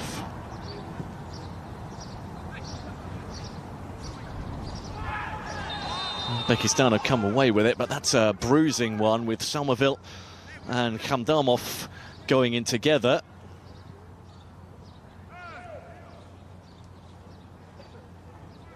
Neither pulled out of that one. Somebody's going to get a yellow card. At the moment, Alicia Pennington, the referee, is standing over Somerville as if she wants to give it to him. He looked to have come off worst in the challenge. Nobody wants to pick up any kind of injury here, but he has picked up a yellow card for the way he went in. I'm not sure if he landed on the foot of his opponent or not.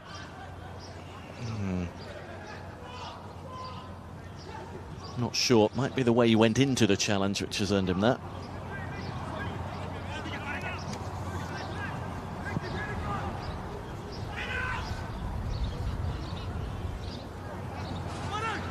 One yellow apiece then.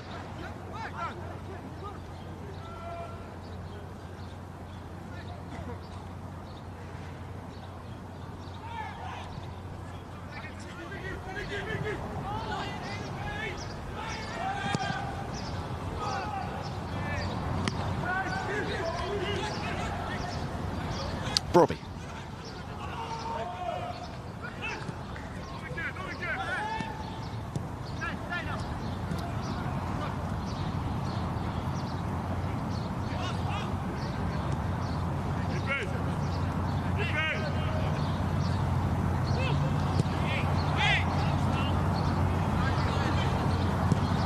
Van Ecke almost found Brobbey. Reinders does find Thiel, who looks for Van der Ven. Oh, nearly.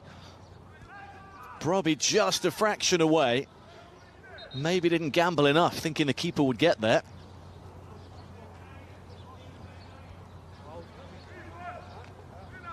Is he onside? I think he is. And maybe if he'd made that run earlier, he would not have been.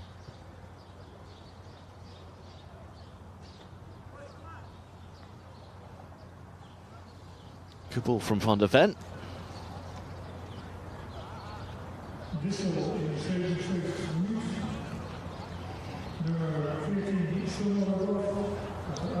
We're going to get a couple of changes. Sergeyev, a striker. And Iskandarov, the midfielder. Shomurodov is the man to make way for the first of those changes.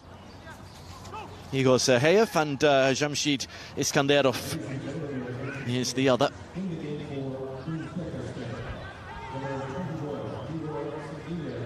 Here is Iskandarov, who goes again.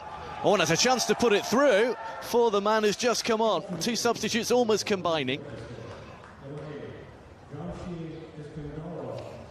Jamshid Iskandarov of Neftchi, winning cap number 45. Sergeyev, 84 now.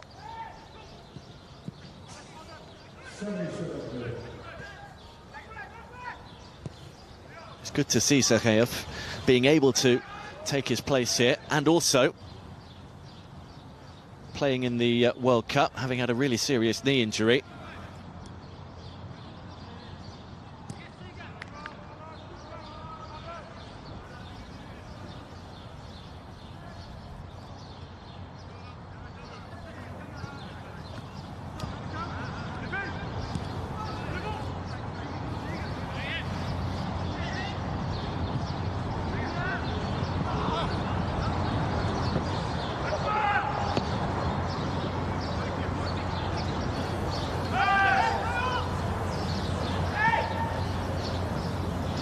Food for thought from Ronald Koeman, whose side have not put the distance between themselves and Uzbekistan that he might have expected.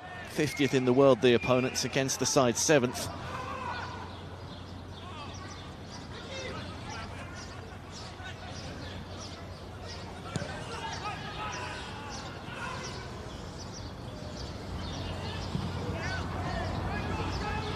Hit long for Dumfries. when he almost got through. It'll be a goal kick because it came off Denzel Dumfries last.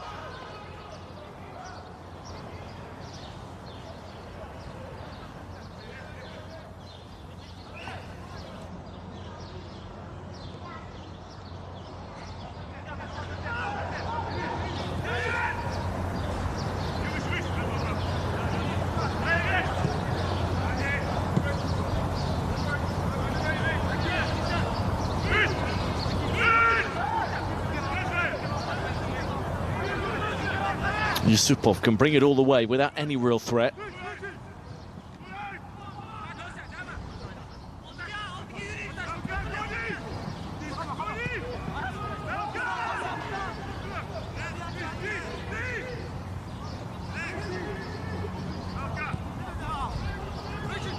Muscovite, and they've worked it nicely right.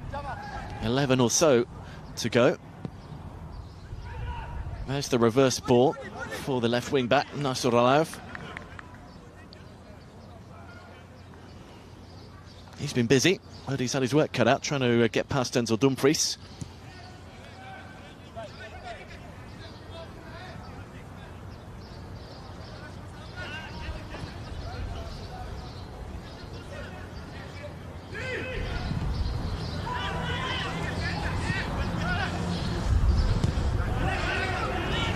Here's Karfenberg, quickly closed down. Muscovoy. Goroshov back to his goalkeeper.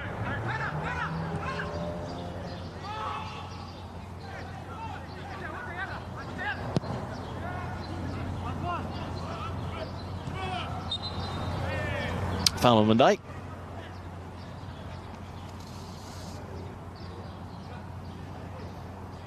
He genuinely did think his career was over, Sahayev. After 18 months out, he got his injury at the Asian Cup in Qatar. How will Koeman assess this? He is generally very, very honest, doesn't mince his words. 60 games now. He's going to get at least 63. Normally you'd expect more unless something terribly wrong happens in the group stage. 63 would bring him level with Louis van Gaal. Dumfries, you got that one all wrong.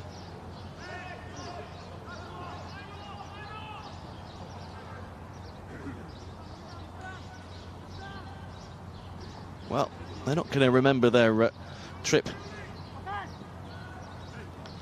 to Randall's Island too fondly at the moment. They were out together at Times Square last night and yesterday afternoon. They might remember that a little more fondly.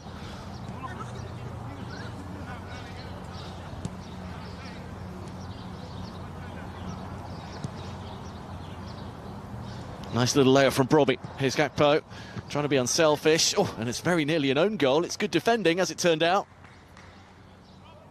So the man, Asharmatov, who was booked not long ago, getting his head on that one ahead of Brian Brobbey.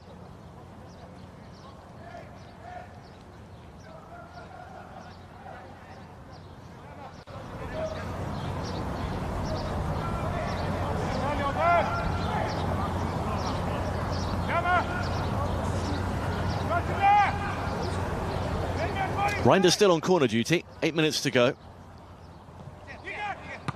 Again, it's not great.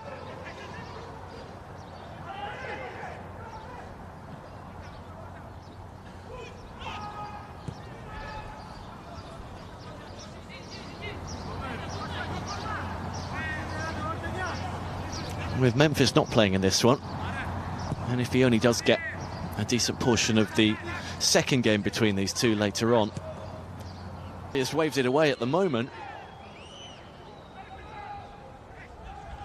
which would make you think, well, that's why he's persisting with some of it on the right, because Marlon is going to have to play down the middle. He seemingly prefers his mobility to the physical threat posed by Weghorst and Brian Brobbey.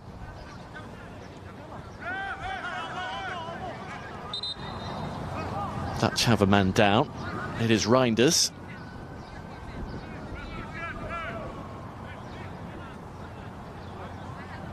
Might give us another chance to have a look and see if there's any merit in the handball claim on the edge of the box, till it was, who was tracking back.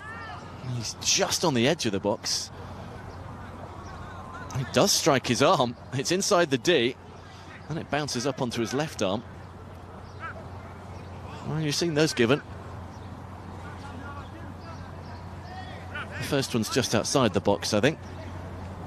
I think that's maybe what they're looking at the moment, which is why we haven't restarted play immediately.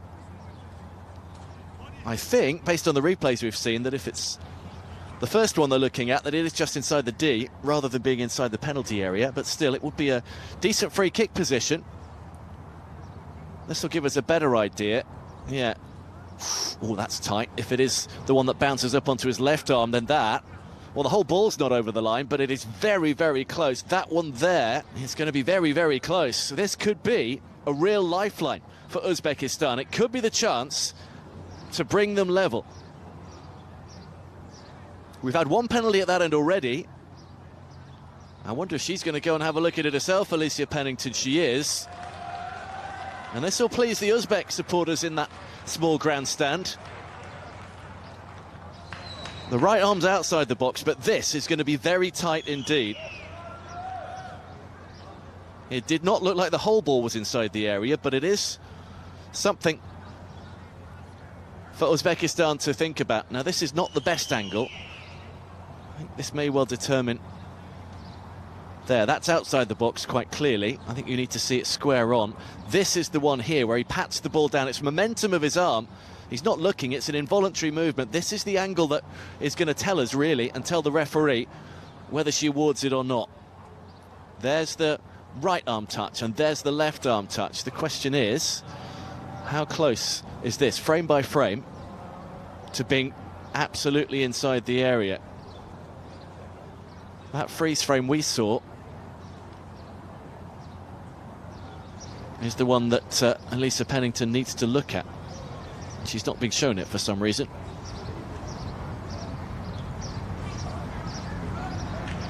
Now that is a big call.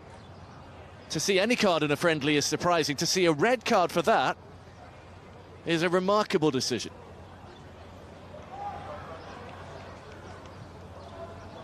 So that, well, it's right on the edge.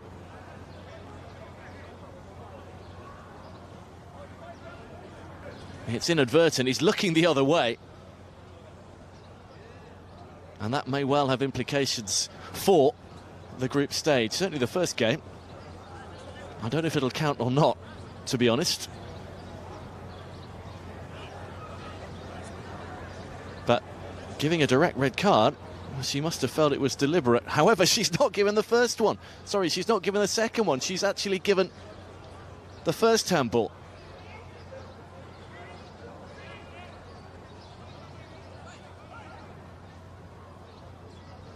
Is that denying an obvious goal-scoring opportunity? Well, that's the decision that she's come to, Alyssa Pennington.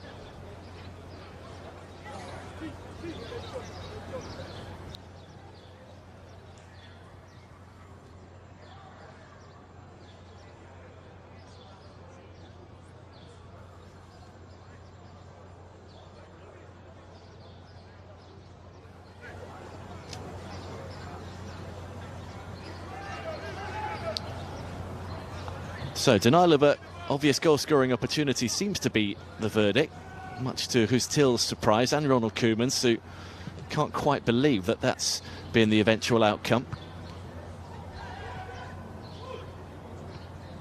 But it was the first handball and not the second one, which was deemed, as it looked like on that replay, not quite the ball having fully crossed the line into the penalty area. However, that first handball seems to have been enough.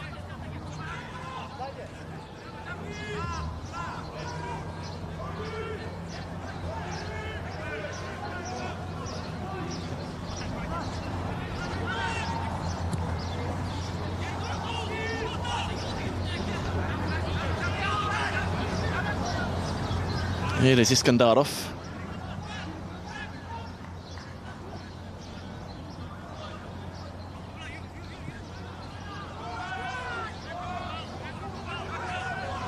Orosov. Well, we're just about into stoppage time. Can Uzbekistan rescue something here? That should be easy for Flecken, who chose not to catch it. Quite grateful he didn't have to face a penalty, I imagine. 5 additional minutes on the end of this second 45.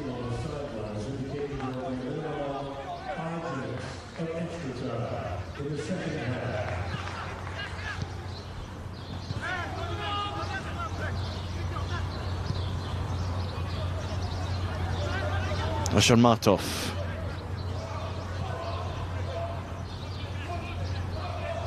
So, the Dutch have had a player send off in 2 of the last 3 games. Dumfries here saw red early on against Ecuador.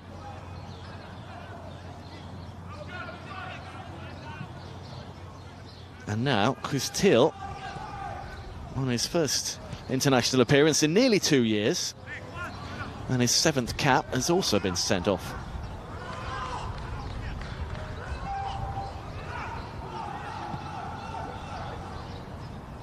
Nasrullah hung up in the air nicely. Cleared as far as Shukurov.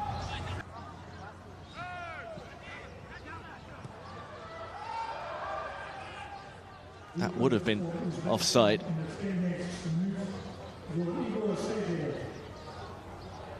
Well, it's a nice story for Igor Sergeyev, who, as I mentioned before, thought his career might well have been over. Takor's all-time top scorer, moved to Iran in January. And now he's got himself a goal against the Dutch, which has rather spoiled again their final preparations. Defeat in Rotterdam.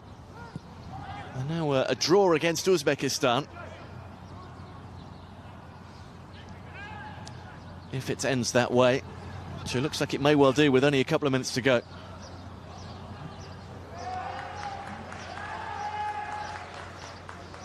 They've been targeted and tasked with reaching the semi-finals by the Dutch FA.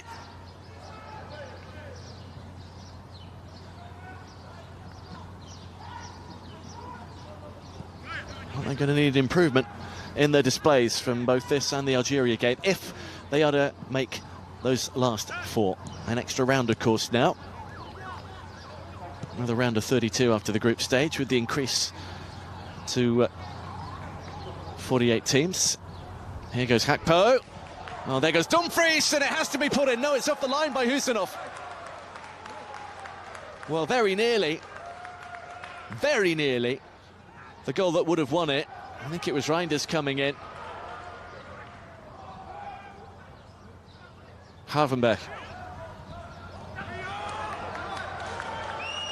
A minute to go. The game has really opened up.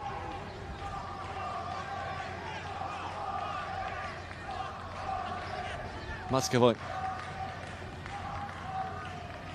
for Iskandarov. Hamdamov. Flag is up.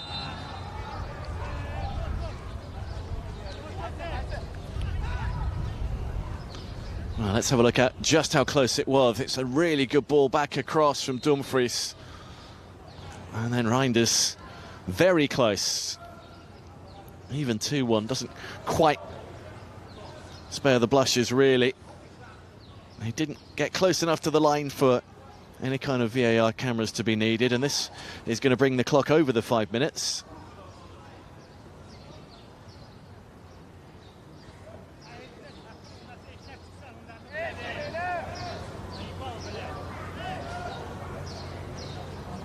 Might just be cramp. You've got to hope, if you're Fabio Cannavaro, that that's all it is. This is a big result for him, and a big result for Uzbekistan. The offside question was rendered moot by the fact that it looked like Somerville who got the final touch on the ball on the way through. Now, is there a chance here for Somerville to finish with a flourish? No, there isn't. He had a big chance early in the second half to get his first international goal. And there, right at the end, he has stayed on side. Nice header inside. Could have taken it first time. But it's a good save from Yusupov. There's time for the corner, who felt like he was pulled back. The header behind. I think she has awarded a penalty. And deep into stoppage time. The Dutch have got a lifeline.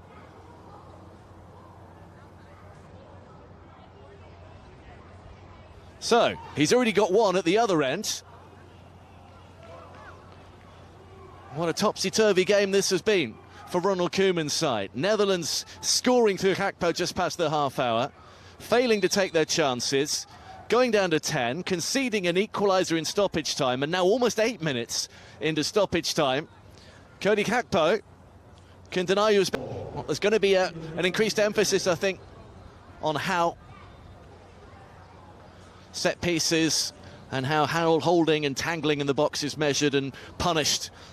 And that may well be a taste of that. Maybe they were thinking about a double contact from Gakpo. I don't think he did. I think he just hit it into the ground. I don't think it hit his standing foot before he stroked it in. But that may be what they're looking at.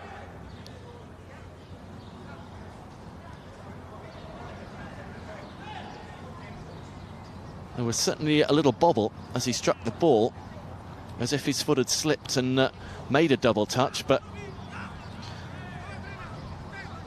well, it's had its twists and turns, this game. And no sooner have they rolled the ball than we finish. And the Dutch have won it by 2-1, just by the skin of their teeth. And it's ended in bad-tempered fashion here. The man now wearing the armband, Shukurov, tangling with Denzel Dumfries. Warm hug between Koeman and Cannavaro, who both can't quite believe, I think, some of the incidents in that game. It has finished 2-1 to Netherlands after that late penalty. 2 for Gakpo, 1 for Igor Sergeyev. And Uzbekistan denied what would have been a really impressive and somewhat historic draw here against a much higher-ranked opponent. Both will now play a second game of 35 minutes a half, behind closed doors and without any cameras. But the Dutch have concluded their preparations with victory, just about winning it here by 2-1.